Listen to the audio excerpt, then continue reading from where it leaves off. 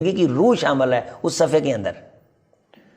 تو کافی تو یہی تھا کہ وہ 4 بچوں کو سبق پڑھا دیتا. یہ بہت بڑا کام تھا کہ بار بار ان کو پڑھاتا، جسے ہم کہتے ہیں کوانا، اردو میں کہتے ہیں کہلانا، بار بار تکرار کروا دیتا. لیکن اس کے باوجود ہم نے اس پہ ذمہ داری ڈالی ہوئی سبقی کی بھی، کہ جو پیچھے سے سبق ہو رہے ہیں نا بطور سبقی، ان کو بھی آپ نے سننا ہے. وہ ساتھ ملا. اس کے ساتھ ہم نے اس پہ اضافی ذمہ داری ڈلی ہوئی ہے، آپ نے منزلیں بھی سننی ہیں.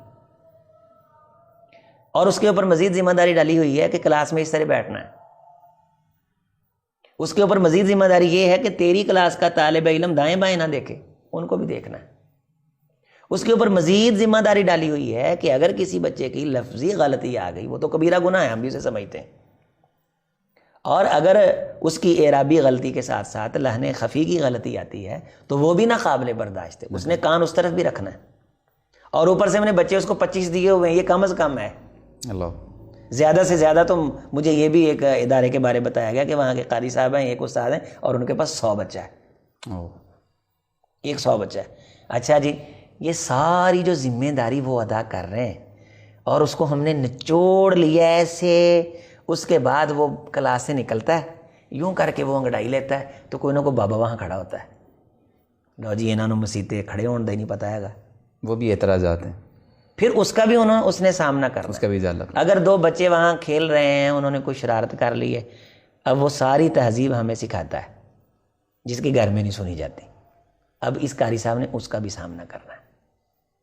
پیچھے اس کے بچے ہیں، وہ تو چلو پتہ نہیں ہیں کہ نہیں ہے، پتہ نہیں یہ بیچارہ انسان بھی ہے کہ نہیں، ہمارے معاشرے کا یہ المیہ ہے نا. کوئی پیچھے اس کے معاملہ وہ بھی اس نے دیکھنے کہ نہیں دیکھنے. فون آ گیا، والدہ کا آ گیا، بہن کا آ گیا، بیٹے کا آ گیا. فون کیوں سنیں؟ بالکل اجازت نہیں ہے ہمارے اس معاشرے میں اس چیز کی. دے کیا رہے ہیں بھائی؟ سونے کی چڑیا دیتے ہو ہر مہینے؟ نو نو نو، اسی تو اجر دے ہی نہیں سکتے. اجر اللہ تعالیٰ نے تانوں جنت ہی دینا ہے. بھئی اللہ کے بندو، جو تم نے اس کو پیسے دینے وہ تم نے دوزخ میں جانے کے لیے دینے، تو تم نے بھی پیسے دے کے جنت ہی جانا ہے نا. اگر یہ زیادہ محنت کر کے زیادہ بڑی جنت لے لے گا تو تم زیادہ پیسے دے کے زیادہ جنت نہیں لے سکتے. تمہیں نہیں جنت چاہیے. اگر اس نے اللہ کی رضا کے لیے قرآن پڑھانا ہے تو تم نے اس کی خدمت نواز شریف کو راضی کرنے کے لیے کرنی ہے. وہ کبھی سوچو تو صحیح نا. وہ کہتے ہیں چمن میں تلخ نوائی میری گوارا کر کے کبھی زہر بھی کرتا ہے کارے تریاقی. تو یہ میری بات اگرچہ کسی کو تلخ ضرور محسوس ہو. ہماری مسجد میں ایک خطیب صاحب آئے اور کہنے لگے کہ جب ان کی خدمت کرنے لگے تو کہنے لگے جی میں نے اللہ کی رضا کے لیے جمعہ پڑھایا ہے.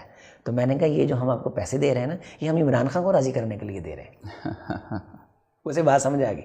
اور میں کہا یہ جو ہم آپ کو دے رہے ہیں ہم بھی اللہ کو راضی کرنے کے لیے دے رہے ہیں. آپ نے تو اپنے آپ کو بچا لیا یہ کہہ کے کہ میں تو پیسے نہیں لوں گا، میں تو اللہ کو راضی کرنے کے لیے آیا ہوں. تو ہم کس کو، ہمارے لیے پھر آپ نے کیا چھوڑا ہے؟ کیا ہمارا جی نہیں کرتا ہم اللہ کو راضی کریں؟ اللہ کو راضی. تو ہم نے بھی آپ کی خدمت اللہ کو راضی کرنے کے لیے ہی کرنی. کاش قاری صاحب اللہ کو راضی کرنے کے لیے پڑھائیں اور انتظامیہ اللہ کو راضی کرنے کے لیے اس کی جتنا ہو سکتا ہے خدمت کرے. قاری صاحب جتنا ہو سکتا ہے زور لگائے. ہمارے معاشرے کے اندر ہیرے ہیں جو ہم تراشیں تو وہ کائنات کی قیادت کے فرائض سار انجام دیں.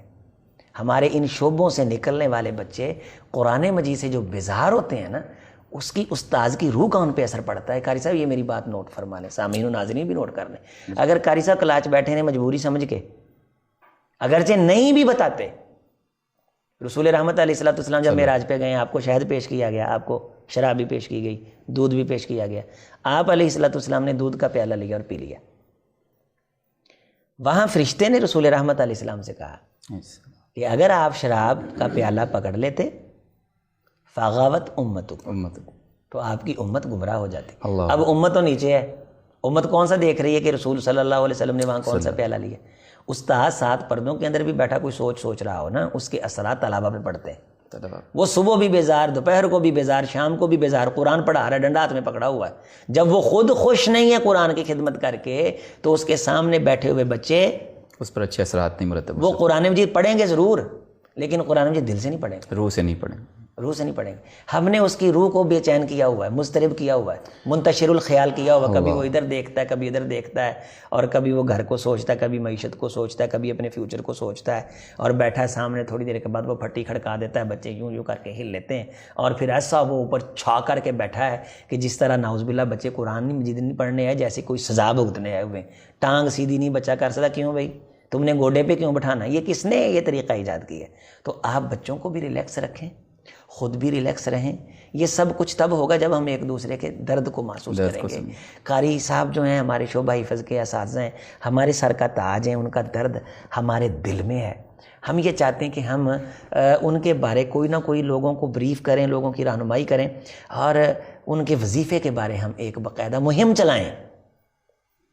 ان کے وظیفے کے بارے ایک مہم چلائیں, ان کی خدمت کے بارے, ان کے حق الخدمت کے بارے ایک مہم چلائیں. اب جس کو 2 جملے کہنے آ جاتے ہیں, اس نے تو وہاں بھی پروگرام کیا, قاری صاحب وہاں سے 5000 مل گیا, وہاں سے بھی 10000 مل گیا, رنگ برنگے کھانے بھی کھا لیے. یہ بیچارہ صبح سے لے کے شام تک بیٹھا ہوا ہے, اور خالصتاً قرآن کی خدمت کے لیے بیٹھا ہوا. اگر اس کے بارے نہیں نا سوچیں گے, تو جب یہ بیزار ہو جائے گا, تو اصل ہماری بنیاد اور راس جو ہے وہ شعبہ حفظ ہے.